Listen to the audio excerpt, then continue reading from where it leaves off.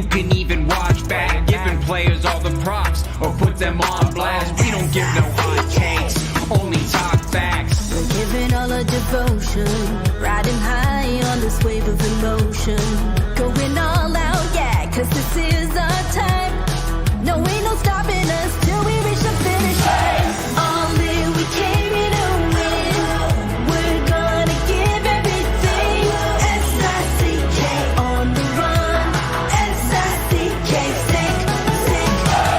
On fire, we're ready to fight. We'll bring the house down tonight. S-I-C-K on the run. S-I-C-K, sick, sick. Play it on the car ride, play it when you lounge. X and O, you know that we can hold it down. Shout out to my man Sammy, got it off the ground. And to all the listeners tuned in right now, got debates, analysis, and speculation. This is sports talk for the new generation. You know where to find us, got a reputation. Sick podcast, your #1 sports destination. We're giving all our devotion, riding high on this wave of emotion. Going all out, yeah, cause this is our time. No, ain't no stopping us till we reach the finish line. All in, we came here to win. We're gonna give everything. S-I-C-K on the run. S-I-C-K, sick, sick. On fire, we're ready to fight. We'll bring the house down tonight. S-I-C-K on the run. S-I-C-K, sick, sick. S-I-C-K, it's the sickest podcast. Tune in for the audio, or you can even watch back. Giving players all the props or put them on blast. We don't give no hot takes, only talk back. S-I-C-K, S-I-C-K, S-I-C-K, S-I-C-K, S-I-C-K, S-I-C-K, S-I-C-K. all in, we came here to win. We're gonna give everything. S-I-C-K on the run. S-I-C-K, sick, sick. S-I-C-K, it's the sickest podcast. Tune in for the audio, or you can even watch back. Giving players all the props or put them on blast. We don't give no hot takes, only talk facts. We're giving all our devotion, riding high on this wave of emotion. Going all out, yeah, cause this is our time. No, ain't no stopping us till we reach the finish line. All in, we came here to win. We're gonna give everything. S-I-C-K on the run. S-I-C-K, sick, sick. On fire, we're ready to fight. We'll bring the house down tonight. S-I-C-K on the run. S-I-C-K, sick, sick. Play it on the car ride, play it when you lounge. X and O, you know that we can hold it down. Shout out to my man Sammy, got it off the ground. And to all the listeners tuned in right now, got debates, analysis, and speculation. This is sports talk for the new generation. You know where to find us, got a reputation. Sick podcast, your #1 sports destination. Giving all our devotion, riding high on this wave of emotion. Going all out, yeah, cause this is our time. No, ain't no stopping us till we reach the finish line. All in, we came here to win. We're gonna give everything. S-I-C-K on the run. S-I-C-K, sick, sick. On fire, we're ready to fight. We'll bring the house down tonight. S-I-C-K on the run. S-I-C-K, sick, sick. S-I-C-K, it's the sickest podcast. Tune in for the audio, or you can even watch back. Giving players all the props or put them on blast. We don't give no hot takes, only talk back. S-I-C-K, S-I-C-K, S-I-C-K, S-I-C-K, S-I-C-K. S-I-C-K. Turn up your volume. Because you're about to listen to The Sick Podcast. With Tony Marinaro. 55 seconds left in the penalty, a minute and 27 seconds left in regulation time. Boston 4, Montreal 3. Lafleur coming out rather gingerly on the right side. He gives it into Lemaire, back to Lafleur. The sickest Montreal Canadiens podcast. You're in the ball! Sports entertainment like no other. Rejoint, on lui fait perdre la rondelle, une passe devant. Et c'est le dégagement, et ce sera la victoire des Canadiens. Coupe Stanley pour les Canadiens, leur 23e de l'histoire. You found the dogs! John, you found the dogs! He found the dogs! And all together, they worked a young team to the top. And now, a 24th Stanley Cup banner will hang from the rafters of the famous Forum in Montreal. The Canadiens win the Stanley Cup. Brought to you by Energy Transportation Group. Driven to be different. La Vida TV. Embrace your true nature. And Playground, your premier gaming destination. It's gonna be sick. The Sick Podcast live from Las Vegas on this Wednesday, June 26th. The NHL draft goes Friday round 1 and Saturday rounds 2 to rounds 7. And I am here, and the Sick Podcast is here, brought to you by Betway Canada. And we thank Betway very much. They're a leading online global gaming brand. Follow your gut instinct. Go with Betway. And thanks very much to Betway once again. Our Sick Podcast coverage is brought to you by Betway. Follow your gut instinct. Go with Betway. Go on Betway.com or scan the QR code to join the action. Must be 18 and over and play responsibly. Also want to thank some of our partners and our sponsors, Energy Transportation Group, Bittt at Tibi, Playground, and we'll talk to you about them just a little bit later on. I have with me right now, right here in Vegas, from TVA Sport, Anthony Martineau. For all of you watching, you've heard me and say this. You've heard me and you've seen me say this on several occasions. I think Anthony does a fantastic job for TVA Sport. His coverage of everything Montreal Canadiens, especially when it comes to prospects. Anthony is my kind of work, and that's why on a very important night like tonight, you're the guy that I wanted here with me, so I'm happy you're here. I appreciate it. Happy to be here. It's an exciting week, yeah? It really happy is. To be here with you. You're a legend, man. Thank you. I appreciate that. You were at the NHL Combine several weeks ago, and you had a chance to meet all these players. You had a chance to talk to all these players. You had already had a chance to talk and meet with some of them already. You had done some interviews. You had done some research. You had broken the ice with some of them. And it's funny because, and I'm just going to put things in context for everyone watching, all right? It's a busy week this week in Vegas where things got underway actually today. Today was day one. So what they had today was at 2 p.m., they had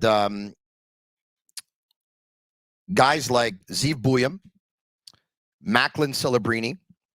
They had Tij Iginla. They had Zane Perek. And they had Artem Leshinov, who were on the ice, and they were giving a hockey clinic to 5 to 10-year-old kids who are from the area who play hockey. And they had members of the NHL's Player Inclusion and Coalition Program, Derek Englund, George Larac, Julie Chu, like Hanson Carter. 2022 with Stavkovsky, Kool-Aid, and this type of. That is correct. So Brassard, they were on the ice. They were having a lot of fun. All right. And we at Sick Media had a chance not only to be there, which it took place at the Vegas Golden Knights training facility, but we actually were sitting on the bench. All right. So when the players would come over, we had a chance to talk to them and stuff, but the media availability was later, but I had a chance to break the ice with some of these prospects, you know. And then after they got off the ice, that's when the media availability took place. And we had a chance to basically talk to all the players that were there, plus other players as well were made available. Cole Yzerman was made available. Even Demidov, Ivan Demidov was made available, who, by the way, we talked about his ankle injury, and he said he believes that within 1 week, he'll be back on the ice and at 100%. Yep. Isn't that good news? And I'm going to start it with this. Your name came up today.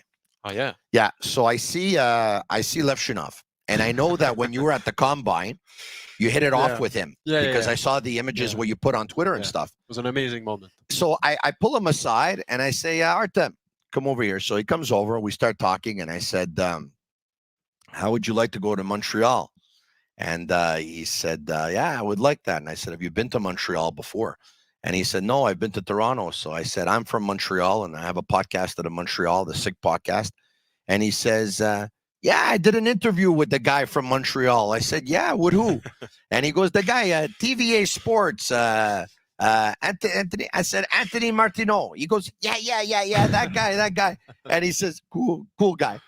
Yeah. This is a true story, by the way. Oh, wow. It's a true story. It was an amazing moment. Listen, it was just the first time I met Artem at the Combine. And the first thing he does with me was a hug. I mean, wow. Yeah. It's a young prospect, a hockey player. Never seen that before, especially in the hockey world where the players are so conservative. Like, just give me a hug. Oh, big gym guy, man. I didn't see you. I was like, okay, this will be a good interview. Yeah. After that, we sat and just tried to explain it. Okay, this interview will be about this and this and this. Okay. We try to start the interview. Yeah. He look at me, I look at him, and we can talk.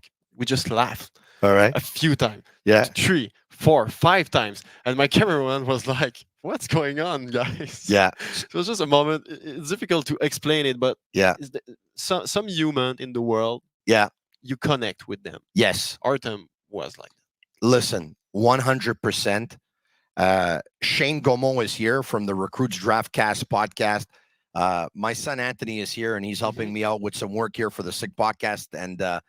And they were with me, and they couldn't believe, like, his personality is amazing. Wow. And with all due respect to everyone, I don't want to talk about the others by pointing out name by name, but just put it this way.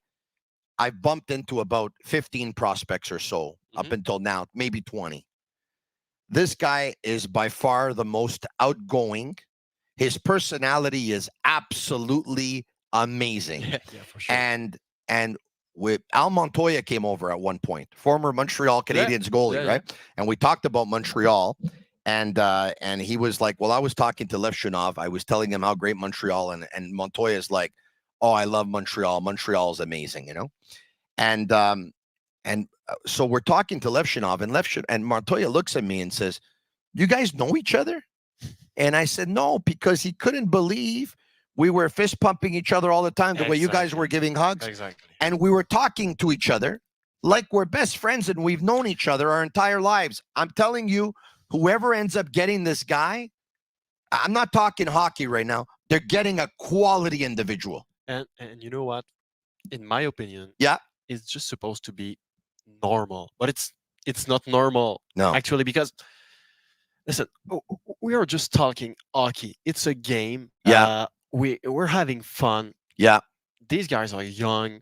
Yes. It's supposed to be fun talking about hockey, but their agents, if I can, some of them are agents, because you said it should be like this. It's not. Yeah. Some of their agents are actually almost scaring them.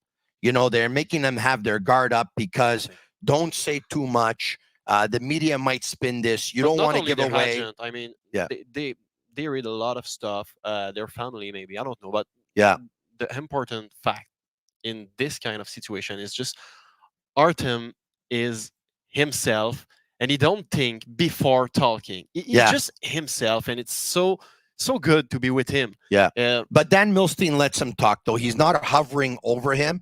I can tell you once again, without getting into it, there was an agent that I came across today that he was all like, like trying to shield his players so much. And that's okay. It's probably his job too. But Dan Milstein of Gold Star gives the liberty to Lindstrom. You know, he lets him free. That is amazing. By the way, I just want to I agree with you. Take this moment to say this, because Dan is always available. Is easy to reach. He answers very, very quick, and he makes our job more easier. Yeah, he's a good guy. Speaking of Lindstrom, we can tell you what the buzz is right now. Now, folks, you know, we got some sources that we rely on, but at the same time, there's something you need to be prepared for. And that is, there's a lot of GMs here. They obviously don't want to show their hand. And if you watch the movie Swordfish with John Travolta, there's something going on right now, which is called misdirection. Sometimes they're having certain people leak certain things close to the entourage so that the media or other teams, the media will take that information, put it out there. Other teams will read that information, and then all of a sudden they're a little bit confused as to where other teams are going. Yeah. And some other teams want it out there that they'll take a certain player, so other teams might be able to, and then all of a sudden they might choose another player. It's a game. It's Yeah, a game. There's it a lot is. of strategy. Yeah, it's it amazing. definitely is. Yeah. Having said all of that, the one thing that we're really hearing right now, obviously everyone knows that Celebrini is going number 1 to San Jose. Even their GM, Mike Greer, said that that's going to happen, okay? Yeah. Number 2 is Chicago. We've been told, I think it was Pierre LeBrun that put it out there earlier today, that Chicago has been fielding phone calls for the number 2 pick, and Chicago is saying, we're not trading that pick. Now, based on what I'm hearing, the teams that are calling for the number 2 pick, it's because they want to draft Demidov. Having said that, what I'm hearing from Chicago standpoint is that, yes, it could be Demidov, but there's a possibility it's Levshunov. So if they're looking forward, it's Demidov. If they're looking defenseman, it's Levshunov. For sure. So Chicago basically is going to dictate a lot of how this draft is going to go or isn't going to go. Yeah, for sure. And I'm not surprised by Demidov or Levshunov, just because Chicago need a right-handed D for sure. Levshunov is pretty good. I mean, he's quick. He's strong. He's good with a puck. He got a good shot. The only thing he have to improve, I mean, it's maybe his decision taking with the puck, but decision making process. Yeah, exactly. But it's the same thing with all the prospect in this draft. There's no one perfect. Exactly. And even Celebrini, who's the consensus number 1, is not yeah, for sure. He's got things he's got to work on. Nobody's perfect. And for Demidov, for me, it's a no contest. He's the second best forward available. And Dan Malstein talked with me like a month ago. Yeah. And he told me if Ivan were playing in CHL this year in Canada, he probably will be the first overall pick in his opinion. Of course. Well, he does represent him, but it's valid. It's a valid opinion. Talented wide? Yes. It's not so far between Demidov and Celebrini. Okay. So I'm not surprised. Let's talk about Demidov now. You had a chance to catch up with him at the combine. Yeah. Okay. In Buffalo. Demidov. No, Demidov was not in Buffalo. Oh, no, pardon me. Not in Buffalo. He was at the Dan Milstein's combine that he did in Florida. Pardon me. Dan this year. Yeah. Okay. About Ivan. Yeah. And I mean, the interesting fact with Ivan Demidov is Dan discovered him when he was 12 years old. Okay. And even at 12, he was so dominant on the ice with the puck. And Dan just asked his family after practice, "Hey, are you interested to come with me? I mean, your son is so good." And this is how the relationship began between the two parts. Amazing. And so they grew up together, and Ivan he's not just talented. And this is an important thing to say. He loves working. He's good with the puck, but he's good defensively too. I mean, he chases the puck on the ice. He's good on the forecheck. Yeah. He wants to take away the puck from his opponent, and it's an important thing to say in a world that a lot of talented players don't like to play without the puck. But Ivan is different. And he was asked today, "What kind of player are you?" And he said, "I'm a playmaker, but I can score too." Okay. Yeah, and he can work too. Now, wingers are not usually playmakers, not usually, because obviously Kucherov is, Patrick Kane is, right? There are guys that are wingers that can be playmakers. Even Brad Marchand turned into a pretty good playmaker. Yeah. All right. Yeah. Okay. So anyway, he said that to us. He too, his guard was down. Yes, he struggled with English a little bit. He was trying to find a few words, but he came across as very genuine. I liked what I saw. I liked what I heard. You're going to watch and actually hear some of it in just a minute. But I know you had a good relationship with Michkov because you're a fan of his talent. Yeah, for sure. And you posted about Michkov last year. And he was looking for you, Michkov, last year. And at one point, he found you and he said, "I want to know who this Anthony Martineau guys." You hooked up, you took a picture and stuff like that. Yeah. As much as you liked them, and you correct me if I'm wrong, Michkov was not unanimous. there's a lot of things that we heard about Michkov that were not complimentary. This kind of player, this kind of attitude, blah, blah, blah, blah, blah, blah. We heard it all. Yeah, I understand what you... I have not heard a bad thing about Demidov. Yeah. For about his personality, about his play without the puck. Yeah. About his contract situation. He's overall, he's probably a more sure bet. I mean, overall, with his attitude, with he's bigger too. Michkov's lack of size, too. about 5'10", concerned some people. At Dan Milstein's camp in Miami last week, Michkov came in at 6'1.5". Demidov, pardon me. Demidov came in. It's been a long day. Demidov came in at 6'1.5" last week. So that has reassured a lot of people. A lot of people were wondering, you know what? Is he over 6 feet? Is he under 6 feet? He's over 6 feet. Over under, I mean, it's not a big deal. Like, with the talent he have, even if he was like 5 feet and 11 inches. I understand. But we're watching the playoffs, and I think we can all admit that if you have an extra inch or two in terms of height there, it helps, right? Because for sure. You're a little bit tougher to move, and in the playoffs, there's not a lot of space, and it's a war of attrition. But you know what? In this draft, even if there are a lot of good players, there's not a lot of players, and I mean very, very not a lot of players who can score 100 points in a season, in an NHL season. But I think even Demidov have the talent to do it. Most seem to believe that Celebrini is in tier 1. Yeah. Demidov is in tier 1.5, let's just say. Yeah, okay. And there's a bunch of other players who are in tier 2. We're talking about top 15 players. Just offensively, Celebrini and Demidov for me are in the same tier. Category. Offensively. Yes. Only. Yes. And after that, Celebrini is very more complete. I mean, a lot of quality. He's ranked first for a reason. Yes. But offensively, Demidov is special. He's special. You can't learn to a player how to score goal, how to create offense, how to be in a good spot to score goals. And out of this, and sorry if I'm repeating, but it's important. Add on all of this is passion for playing without the puck. He want to be the best in all the department, and it's not a thing you can see from all the good players, you know. Yeah. Okay. So speaking of Demidov, I had a chance to catch up with him today, and here's a little bit of my conversation with Ivan Demidov from earlier today. Let's show it. Before you met with Montreal, when was the last time you met with them, and when you finished talking to them, how did you feel about the meeting?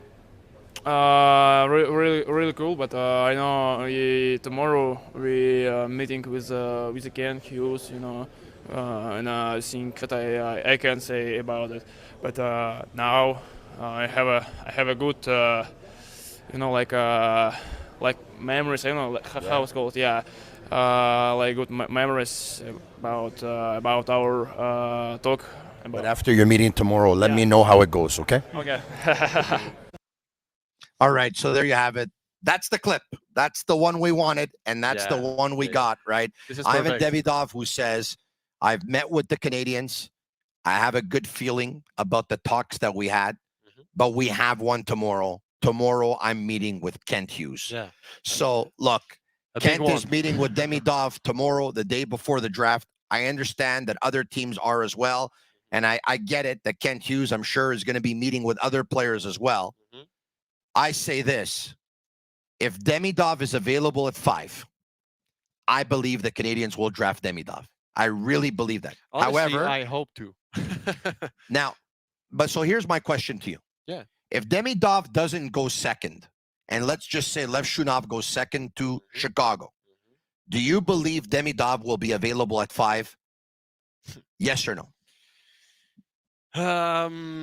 It's tough because we all love Demidov. So if you love Demidov, if I love Demidov, but I'm not answering like I love. I'm answering by thinking of the prospects on the other team. Like I'm going to tell you this: Anaheim has Leo Carlson. Yeah, I know. They have Mason McTavish. But it depends of their philosophy. Yes, I get it, but I don't see them drafting Another forward. Having said that, Scott Wheeler of The Athletic came out with a tweet earlier today saying that he's hearing that Beckett Sennecke is really has really caught the interest of Anaheim. Should they look for a forward because they don't have what he has. They don't have a 6'3.5" winger with that skill set, with that body type, who of course will more develop into his body over the next couple of years. So there's a couple of curveballs here in this draft, and obviously Chicago's one, but Anaheim could be the other for sure. But it very depends of how the teams will approach this draft. Will they go with the best player available on their list? If it's Demidov, Anaheim will take him. I know it's a little bit tricky, and it's not a fun answer, but it's tough for me, because if I'm Anaheim, and I have the choice, I'll take the best player available.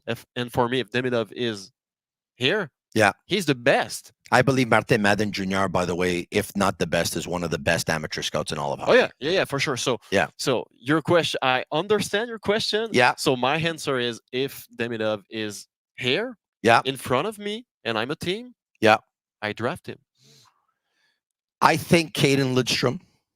We haven't talked about him yet. I want you to talk about him, but I think there's a good chance that he might go to Columbus. I think they're looking for someone to insulate Fantilli. And, I don't know how much say or not Trevor Timmins has. Obviously, there's going to be a consensus. We do know that he likes to, for the Canadiens, maybe out of need, that he went for Galchenyuk and Kotkaniemi. But I get the feeling that Lindstrom would be the kind of package that he would like, and probably be difficult to pass up on. Give me your thoughts on Caden Lindstrom. You just told me package. Yeah, he's a package. He's big. He's strong. He's fast. He's what you want in the playoffs. Yeah, exactly. Yeah. And it's not usual for a centerman that you're better scoring goals than passing the puck. And Caden Lindstrom is like that. He's better scoring goals than passing the puck. But I'm not telling that he's not good for passing the puck. It's just you have a good release. He can shoot from everywhere in the offensive zone, and he skate well. I mean, 215 pounds and skating like that. Do you think his injury is going to turn some people out? Like, it's going to scare some people? I think his agent and his side made all the things possible to be sure that the teams have all the information to make a good decision.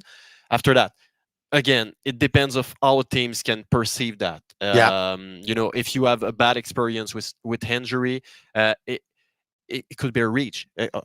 You talk third or fourth or fifth, and you have 3 or 4 player in the same range. Will you take the player with an injury? I don't know, but I like Lindstrom, and I will publish my my final ranking tomorrow. And Lindstrom is very high. But again, it depends of the team. But I like him a lot. Beckett Sennecke is the one guy that in the last couple of months is moving up the charts, probably more so than anyone else. Here's a guy who 2 years ago was 5'10". His mom is about 6 foot tall, and his dad is about 6'3". He looked at his mom 2 years ago and said, "Mom, am I adopted?" Right? It was 5'10", and he said, "I don't have the size." In the last 2 years, he is now about 6'3.5", and probably still growing. Probably, yeah. Turned into a big right winger, needs to add obviously a little bit of muscle mass to that frame. In the last 19 or 20 games, I believe, I read, you would know better than me, that he actually outproduced the likes of Caden Lindstrom and Tij Iginla. Yeah, for sure. And he's the guy who's rising and rising fast. So much so that once again, Scott Wheeler tweets out today, he's hearing that Anaheim loves Beckett Sennecke. But he's not in everyone's top 10 list. On some lists, he's 12. On some lists, he might be 11, 13. And all of a sudden, we're hearing him in the 3 discussion. No, I think top 5 is early, considering the high quality of players. And we talk about complete players. I think Beckett Sennecke have some things to improve. Like his skating is a little bit wobbly, and he himself tell me that at the combine I have to muscle my legs a little bit to be more solid on my skate, because growing up by 5 inches in Yeah. 2 years. It's a so impressive growth. So it's tough, but he's another player with a big package. Yeah. 6'3", soft hands. Probably one of the softest ends in this class. The best combination of hands, shooting, and height, and tools, probably in the draft. Yeah. And he project to play at 190 next year. He want to add 10 pounds of muscle this summer. So he knows what you have to do to be better. And he come from a very big sport family. His mom is a former, very popular host on TV. So she talked with Beckett about the celebrity and all he can. The people deal that with work in TV, radio, and podcasts, they have very good genes. They produce very talented kids. Yeah. I agree with you. No, but the fact is just his family. His side is a very strong side. Yes. And, I like the player too. He's well surrounded. He's well insulated. Exactly. Yeah. Exactly. But top 5 for me is a little bit early. I see him probably like top 10, top 12, maybe. Okay. But he will be a good NHL player. Maybe he compare himself to Philip Forsberg. Yeah. And I don't have any issue with this comparison. All right. Zeev Buium. Mm-hmm. I had a chat with him today, but before I play that chat, I want you to give me your impressions on him. Very charismatic guy. Very charismatic, but in the same time, very, very calm and very confident. You know what he can bring to the table. I mean, he wins everything this year, and he was a big part of all the victory. So he's good with the puck.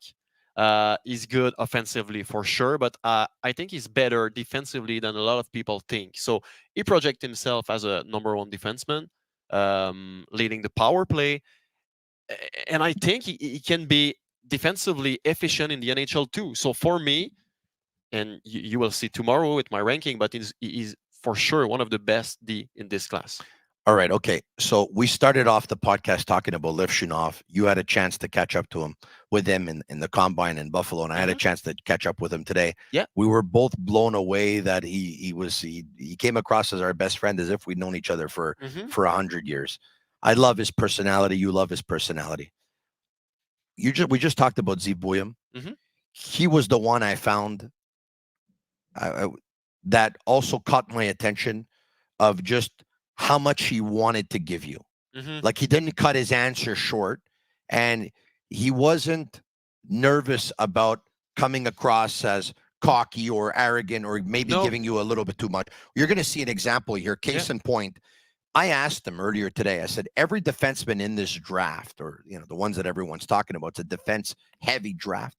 They believe they're the best defenseman in the draft. For sure. It's normal. And I said, I'm sure you believe the same thing. So I said to him, why do you believe you're the best defenseman in the draft? And you know what? He didn't shy away from his answer. He went right after it. Yeah. Let's play it. Prospect of playing in a pressure environment like Montreal. What would that say to you?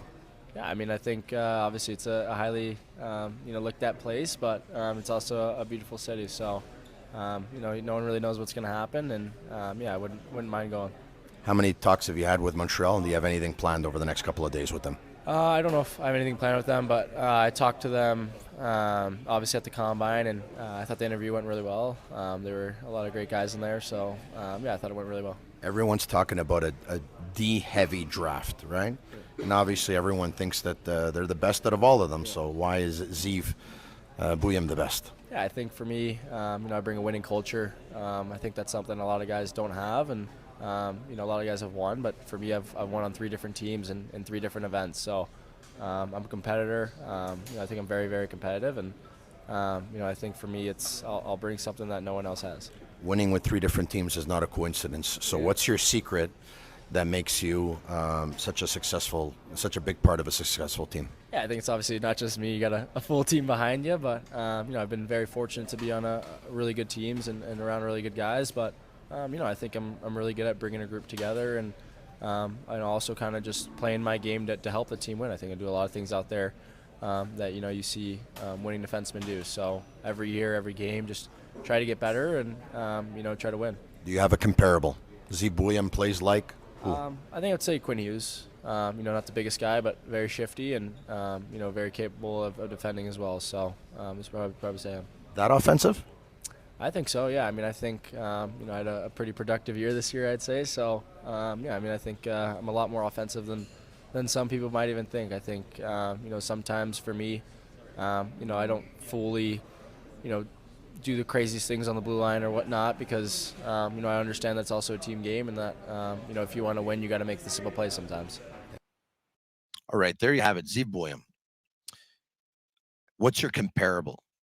Quinn Hughes, one of the top, let's just say, 3 offensive defensemen in the National Hockey League. We've been told, experts, independent scouts, everyone who does this for a living, we've been told that Zane Parekh is the most offensive defenseman in the draft. Yeah. But Zeev Buium tells us that his comparable is Quinn Hughes. That's a pretty cool comparable. And then he says, and I said, that offensive? And he says, yeah, I think my stats showed it. But he says, I'll tell you right now, I'm more offensive than a lot of people think. That's something that he gave us. That's pretty big. And, okay, just let's comment on that first, and then we'll go to the other part. I'm totally agree with him. But I just tell that he's better defensively than a lot of people think, because in my opinion, I saw a lot of people talking about his offense. Yeah. But maybe you don't see the same thing, but he's good offensively and defensively. And at the combine, I asked him the same question: who is incomparable? He start telling Quinn, and he just stop and, you know what? I will be myself in the NHL. I have a pretty unique style, and I like this kind of answer. I can understand the comparable with Quinn Hughes, but I like the fact that he just project to be himself in the NHL. Yeah. Everyone's saying this guy's a sure bet. Yeah, for sure. This guy's a sure bet. I like him a lot. Yeah. And, when I ask him, why do you think you're the best defenseman in the draft? And he's basically saying, I bring a winning culture. Exactly. The way I'm able to bring people together and by what I do on the ice. Yes, I've played for good teams, and yes, I'm not alone. But the way I bring people together and what I'm able to do on the ice. And now, speaking of winning, he talked about winning with 3 different teams. Let's talk about him winning with Denver at the Frozen Four in the final versus Jacob Fowler, Will Smits, Ryan Leonard's. Not a bad team, right? That Boston College team was stacked. And a lot of people thought that Boston College team was going to win the Frozen Four. And Zeev Buium's team won. I think it was 2-0. I think it was 2-0. 2-0 or 2-1. But anyway, they played a great game, and he was on the ice the entire game, and he stopped everyone. At his first season. It was his first season. It's something. No, something for sure. So I have to ask you the question then. Yeah, go. Is it conceivable that the Canadiens take a defenseman after a big part of their fan base last year was so disappointed they didn't take an offensive player, and they took, with all due respect to David Reinbacher, we remember some of the backlash, of course, and let's give him a chance. But a lot of the members of the fan base wanted Michkov last year. Now we can understand why the Canadiens didn't. Okay. But now they're stacked on D. They have a really nice depth. Yeah. They have Caden Gooley, they have Jaden Struble, they have Logan Mailloux, they have Lane Hudson, they have David Reinbacher, and the list goes on and on. Yeah. Engstrom. Can you see them taking a defenseman if the 1 or 2 forwards that they had circled on their list are gone? Can you see them taking a defenseman? All the options are on the table. I mean, I can come in here and just try to tell, I know who's the Montreal Canadiens gonna take, but it's not the case. I'm not here for that. But it's sure a defenseman is sure an option, because I would be shocked. Yeah, me too. But you know what? If your first favorite forward is gone, if your second favorite forward is gone, and it's your turn to talk. Okay. I think they'd love to have Demidov, Iginla, or Sennecke, or Lindstrom. Yeah, exactly. So yeah, exactly. I'd be shocked if they take a defenseman. I'll be shocked. Okay, I will ask you another question. Yeah. Zeev Buium is very, very, very, very good offensively. Okay. We just talk about the prospect pool of the Montreal Canadiens. Okay? Yes. After Hudson. Yes. Okay. Any sure bet offensively? No. Okay. No. Okay. Reinbacher is good. Yeah. He's very complete. Okay? You talk about Jaden Strobel. Offensively? Yeah. No. Jaden Strobel is complete, but he will never be a top offensive defenseman in the NHL. I like him, but offensively, he's limited. Okay. Okay. Logan Mailloux, a lot of good tools offensively, but yeah, I want to. I just need to see more in coming years before just okay. He's a sure bet offensively. I think he will be good, but I mean by sure bet, you look at a player on the ice and you know. Okay, so I know Hudson will be good offensively in the NHL, but after him, and I don't talk about Madison because he's older. Yeah. So, what I'm trying to I'm not trying to tell anything, but it's not so strange that we can imagine a scenario that after 2 or 3 good forwards gone and it's Montreal turn to tell. Yeah. They're pretty stacked at lefty though. Yeah. But you're right. You're right. As an offensive defenseman, maybe Gouli might end up being a 50-point guy. I don't know. 50? Yeah, maybe. I don't 50. Know. You know, like Hudson, I think, is going to pick up points at the National Hockey League level for what it's worth. Okay. Yeah. And I think Mailloux has the potential to do it too. Reinbacher and Gouli, I'm not sure. I also understand the mindset, the philosophy of, you know what, if you think the defenseman is really, really good, draft them because you can trade defensemen later the way Drysdale was traded, for example, and they ended up getting Caragocier, right? Exactly. And again, I prefer a forward for sure. So if do you I. ask me what I prefer a forward for sure. Okay. Yeah. But you can draft by your need.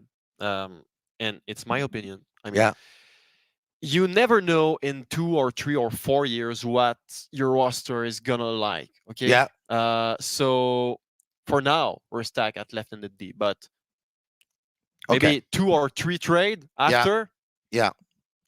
You know that Berkly Catton picked up like 1,000 points. Yeah. And nobody's talking about him. When we talked about pure skill before, and we talked about Celebrini, and we talked about Demidov, Catton is probably next in line, right? But nobody's talking about him. By the way, and they're not talking about him because of his lack of size. I had a chance to run into him earlier today at the lobby where we're both staying at the same hotel, okay? And actually, as a matter of fact, most of the players are staying at the hotel where I am. And let's take a look. Do we have that picture? Okay, so for those asking, and Berkly Catton seems to be a little bit taller than me.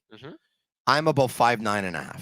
Yeah, he's 5'10" and a quarter inch. I would think that's extremely accurate. Yeah. 5'10" and a quarter is what he is. You know what? I can't understand the I would call it disrespect about Berkly Catton. I mean, he played for a very bad team. He scored more than 100 points at his second season in the WHL.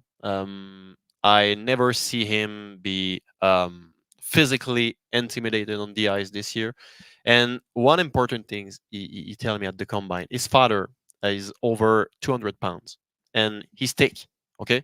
So Berkly wants to play in the NHL at 195 and he think he will be able to do it because of his gene and I got it. That's important. Yeah. This is very important good information. considering his skill set. Yeah. Talking about just pure talent. Yeah. He's top 3 in this draft. And you know what? The talent is here, and maybe in 3 or 4 years, the pounds will be here too. So why? I wouldn't say anybody, but why a lot of people refuse to put Berkly Catton in the mix? For me, he's a game changer. Yeah, he's a hockey brain. He can score goals. Yeah. Especially this year, he scored a lot more goals than last year. Yeah, he improved his shot this summer. Yeah. I like Berkly Catton, one of the player I like the most, honestly. In Montreal, and I understand that the players I'm going to name you right now, I understand that some of them will not be here in a year or 2 or 3, okay? But the Canadiens, say how thick Nick Suzuki is all you want. I think a lot of people watch the playoffs and they're like, the Canadiens need that size. Nick Suzuki's 5'11". Alex Newhook is 5'11". Yeah. Raphael Harvey-Pinard is 5'9". Brendan Gallagher is 5'9". And it's Lane Hudson is 5'7". Yeah, Cole Caulfield is 5'7". Yeah. all these guys, I can't see them being on a team that's going to win the Stanley Cup if they're all going to be on it. And it's because he's not my first choice for the Montreal Canadiens. But in a ranking for me, in my ranking, and again, you will see tomorrow, is very high because of all of this. A ranking for me is a projection. Okay? As if it's a hockey pool and not actually a draft type of thing. He's not my pick for the Habs because of the roster they have right now. And I agree with you. You need size and talent. You need more than 5'11". Yeah. But for me, 195 in the NHL is good. Yeah. But if you have the possibility to pick Demidov at 6 or Lindstrom at 6'3", there's no question. But again, you have to respect Berkly Catton. Honestly, for me, he will do a lot of good things in the NHL. Yeah. So I had an exchange with Demidov today, as you know, we were talking, and I said, "What do you think you need to improve to take the jump to the next level?" So he said, "I need to get bigger, again, stronger." And I said to him, if you need to put on weight, I can give you some. And he started laughing, and he looked at me and he said, "It's muscle I want to put on." And he stopped. And but it was great though. It was fantastic, right? It was fantastic. All this in English. Yeah. It was fantastic. I loved it. I started laughing. He started laughing. It was great. Folks, we're going to talk to you in 1 second here, or in a minute here, about Jerome Iginla's son, Tij Iginla. We haven't got to him yet. But before I do, special thanks to our sponsors, Energy Transportation Group, once again named and recognized as one of Canada's top fleet employers for the 4th consecutive year. It underscores their steadfast dedication to fostering a workplace of excellent opportunity, much in part to their exceptional team for their unwavering commitment and contribution. Energy Transportation Group is a top fleet employer. Also, special thanks to Bittt Tibi. They launched their new Ultra Lager, a refreshing, thirst-quenching beer, perfect for the hot summer days with only 90 calories, 2 grams of carbs, and 4% ABV per can, available in a pack of 6 and 12 in grocery stores all over the province of Quebec. Ultra light and ultra refreshing. And special thanks to Playground Summer Million, the must-play poker event of the season, featuring 15 championship ring events, $1 million in guaranteed prize pools with a $500,000 guaranteed main event. Playground Summer Million Poker Series, June 20 to July 1st. Visit playground.ca for details. All right. I had a chance to catch up with Tij Iginla. Let's listen in. Nope. We don't have it yet? Okay, we don't have it yet. I talked with him at the combine. Tell me, if I can. Yeah, talk go with ahead. You about this. This is your show, my friend. No, this is yours, and I'm happy to be here with you. For me, it's a pleasure that you're here with me, and I thank you. Yeah. We talk about charisma. Tij is a very charismatic. Yeah. Okay. Big time. Yeah, big time. Mature beyond his years. Yeah, and very humble too. He got that from his father. Yeah. That's a good point. And the one important thing is he wants to play center. Okay, I know he play wings this year in the WHL, but he projects himself as a center. Wow. Okay, really? He will play center next year, and he wants to play center in the NHL. Wow. Firstly, okay. Secondly, I was surprised when he told me that few people just tell him you're here because of your father. You got opportunity because of your father. That sucks, man. This kid's good, man. Yeah, for sure he's good. But his answer was like, okay, I take this type of comments as a motivation. Okay, so he take it on a good way. Hockey-wise, he's a good player. I mean, a lot of improvement in 1 year offensively. Yeah. We saw the playoffs that he played. Yeah. It's not his father that put the puck in the net. It was him. No, exactly. His release is awesome. Maybe his wrist shot is one of the best of this draft. Yeah. He likes rushing the puck too. He's a very hard worker guy. Yeah. And it's the case since his young years. He just telling me a story when he was, I think, 5 years old in Calgary. He had a rink in his backyard, and it was like 9 or 9:30 in the evening, and he just tried to put the puck in the eye zone of the net for the first time. Yeah, he was young, so he tried, and at the moment Jerome come outside, hey Tij, it's time to go to bed.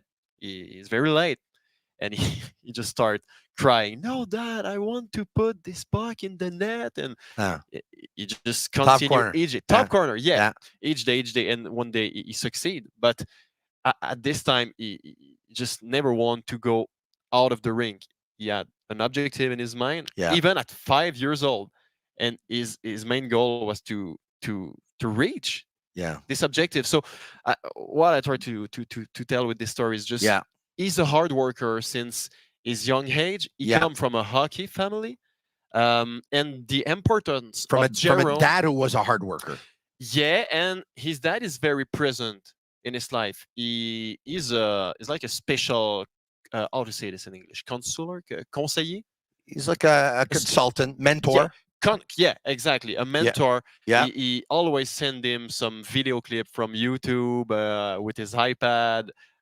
He's like a second coach. It's amazing. I think it's amazing. Yeah, for sure. So and when I asked him about the pressure of playing in Montreal, his answer was like, and by the way, he's the only one who tell me about the quality of the group of the Canadiens. His answer was, I will very glad to be part of a talented and young group like this. Wow. So we all know that he studied the team. Exactly. And I like that. What can I give you a prediction? Go. If Demidov's available, I believe they will draft him. I'm telling you this now on Wednesday night. Maybe my opinion can change between now and Friday. Yeah, but I feel comfortable right now telling you this. If Demidov is gone, I believe they'll draft Iginla. Okay. And you know what? That will be a good pick. I like Lindstrom too, for sure. I think Lindstrom's going to Columbus. Okay. So in this type of scenario, yes, But if Demidov doesn't go second to Chicago, we said, I believe he'll be available at 5. But I'm going to tell you something about Iginla. And thanks for sharing the stories that you did, because, the clip I couldn't get to, but that's okay. I'll tell you exactly what happened. I asked Lindstrom. We have it? We have it. Canadian market for a long time. There's a couple of Canadian teams that pick in the top 10. Montreal picks 5. Probably the most pressure environment in the entire National Hockey League. How would you feel about the prospect of playing in an environment like that? Yeah, I think it'd be cool. I mean, I think it's so cool how much passion the fans in Canada have, and I saw this run with the Oilers and their fans, and all the Canadian markets are like that, and so I think it'd be obviously maybe there's a little bit more pressure when things aren't going as well, but I think to win in a Canadian market would be so spectacular. How many conversations have you had with the Canadiens? How do you think they've gone, and do you have anything scheduled to meet with them over the next couple of days? Yeah, I've had a few good conversations with them, and I think they've gone well. But it's tough to know. So hard to know where you're going until you hear your name called. Once again, I'd love to play for a fan base. I'd like to play in a Canadian market, and it's he's not putting his foot in his mouth. He's careful, and he doesn't want to offend anyone in Calgary either by saying, I'd love to go to. And I gotta say this: not every NHLer's sons end up, being the player to choose if they go in an NHL draft. No, all right. Sure. But for me, there's something about being Jarome Iginla's son. Look, take a look at Keith Tkachuk. All right. Obviously, this guy's got a winning formula in his house, okay? He and his wife produce great athletes, okay? And really, really good hockey players. It's not a coincidence at one point, that when you have a dad who played and you're in the locker room at a young age and you have a chance to see your dad's routine from morning to night to during season to off season to training regimen, I think there's a lot you can learn from that, okay? So I really love that about him. But the story with his dad and Team Canada and the Salt Lake Olympics? Yeah. Go with ahead. The fans who came from Calgary? Yeah. Okay. So for those who don't know it, Jarome Iginla's playing for the Calgary Flames. And Jarome Iginla, by the way, who went 11th in the draft. Tij is 11 on some people's lists. It's amazing. Yeah? Craig Button was with the Dallas Stars. Bob Gainey was the GM, and Craig Button was his assistant. Craig Button's a regular collaborator in the SIG podcast, who told us when they drafted Iginla at 11th, they believed that he was one day going to be a 35-goal scorer, and in the end, Iginla ended up being a 50. So if you want to bet against Tij, you might be right, or he might prove you wrong like his father did, who ended up becoming a 50-goal scorer, a Hall of Famer, and the best player or one of the best players of his draft year, even though he was drafted 11th, okay? But for those who don't know the story, Iginla's playing for Calgary. He's selected by Team Canada. He's going to the Olympics in Salt Lake. He's going to the Olympics. There's 3 or 4 hockey fans who show up. They ask him for his autograph or if they can take a picture. They start talking to him. They tell him they're from Calgary. They're big Iginla fans. They're big Flame fans. They went to Salt Lake to support Team Canada and Jerome. Jerome says, that's awesome. And says to them, so the story goes, where are you guys staying? So they kind of laugh and a little bit embarrassed, but they say, we actually spent all of our money on the tickets to come here, so we're going to sleep in the car. Jerome Iginla's shocked, right? He goes over to see someone with the team who handles, administrative things, and he comes back and he says, I hope you don't mind, but I took the liberty to book you guys a hotel room, and it's taken care of. And they look at him and they're like shocked and they're thanking him. And he says, no, thank you for the support. This is Jerome. I think this is Tij too. And if the Canadiens, if this guy is available, this is a quality individual from a quality family who was brought up the right way. I mean, this is everything you want in a player. Mm-hmm. Yeah, no. And especially in Montreal, the culture for this type of guy who made the pick is important. Okay, the personality, the quality, the human qualities, and he come from a good family. Yeah, you have a good working habits. You have talent. He show his capacity to improve quickly in a short time period. So again, I have other favorite forward than him, but if he's the pick, I'll be happy, honestly. A shout out to Mekamoto. They're a Moto Guzzi, Piaggio, and Vespa dealer, and they've been around for 100 years. And tomorrow, Thursday, June 27, they're having an all-day open house. Pop in to do road tests. Mekamoto 4398 de la Roche. Mekamoto.ca is the website. Once again, our NHL Draft 2024 coverage here in Las Vegas is where I am, is where Anthony Martineau is brought to you by Betway Canada. And Betway is a leading global online betting and gaming brand. Follow your gut instinct. Go with the Betway. Go on betway.com or scan the QR code to join the action. Must be 18 and over and play responsibly. Folks, I had a chance to catch up with Cole Yzerman as well. Yeah. We're going to save that for tomorrow. If there's one thing you want to say very quickly, maybe on Cole Yzerman, but I want to save my talk with Cole Yzerman for tomorrow because tomorrow we have a really good show lined up as well. Good goal scorer, but good person. He projects himself playing in the NHL over than 200 pounds. So, I mean, there's very, very, very... there's not a lot of players who can score goals, physically be good. So I will listen to your podcast tomorrow. But Cole Yzerman is one of my favorite human and player in this draft. Thank you to all of our sponsors. Thank you to everyone watching on all social media platforms. You were watching tonight on YouTube. You were watching on Facebook. You were watching on Twitter. I got to tell you, I had quite the travel day yesterday. One day I'll probably talk about it. It was the craziest travel day I've ever had in my life. But today was a very productive day, and it was already well worth it. And I can't wait for Friday round 1 and Saturday rounds 2 to 7. Yeah, awesome work today. Thank you very much. I appreciate it coming from you. Anthony Martineau of TVA Sport. Folks, if you haven't followed him already, please do. He's one of the hardest working members of the media. You'll see it in his work, and it's all quality. I'm a big fan. If you like the show tonight, comment 6, share it with your friends, and leave us a 5-star review on Apple. It's our way of feeling the love. Once again, your NHL draft coverage 2024 at the Sick Podcast. Follow us on YouTube. Follow us on Facebook. Follow us on Twitter. You'll see it. Follow us everywhere on Instagram, on all social media channels. And once again, leave us that review on Apple Reviews. Live from Las Vegas, I'm Marinaro for Anthony Martineau. Thanks, everybody. Special thanks to our sick team, Shane Gaumont, Juliana Cavallaro, Sammy Cavallaro, Agnello Cavallaro, and yes, Tony Jr., Anthony Marinaro, for all of your help today. Awesome work. Tomorrow, we have big day lined up tomorrow. Tomorrow will be another great day. I hope you enjoyed the podcast as much as we did. It was a lot of fun. Good night. Ciao for now. And that's a wrap. Hope you don't miss us too much until next time.